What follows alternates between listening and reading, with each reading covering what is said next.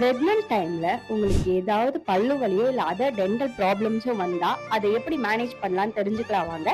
அதுக்கு முன்னாடி நம்ம பேஜை ஃபாலோ பண்ணிக்கோங்க, இந்த மாதிரி டென்டல் இன்ஃபர்மேஷன்ஸ் தெரிஞ்சுக்கிறது. ஃபர்ஸ்ட் திங், பிரெக்னன்சில இருந்தீங்கன்னா எந்த டென்டல் ப்ரொசீஜருக்கும் சேஃபான டைம் உங்களோட செகண்ட் ட்ரைமஸ்டர், அதாவது 4, 5, 6 இந்த 3 மாசத்துல போய் எந்த டென்டல் ட்ரீட்மெண்ட்னாலும் பண்ணிக்கோங்க.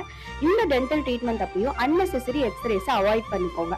அப்படியே தவிர்க்க முடியாம எக்ஸ்ரேஸ் எடுக்க நேர்ந்தாலும் லெட் எப்ரானும் தைராய்டு கலரி தயவு செஞ்சு மிஸ் பண்ணிடாதீங்க. அதை போட்டுட்டு எக்ஸ்ரே எடுங்க.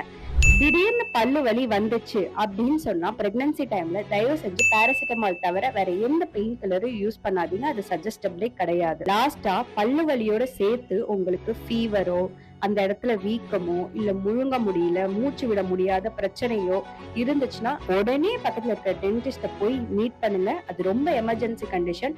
இதை தவிர்த்து உங்களுக்கு வேற ஏதாவது டவுட் இருந்துச்சுன்னா பிரெக்னன்சி டென்டிஸ்ட் அப்படின்னு சொல்லிட்டு கமெண்ட் பண்ணுங்க. நாங்க உங்களுக்கு கிளியர் பண்றோம்.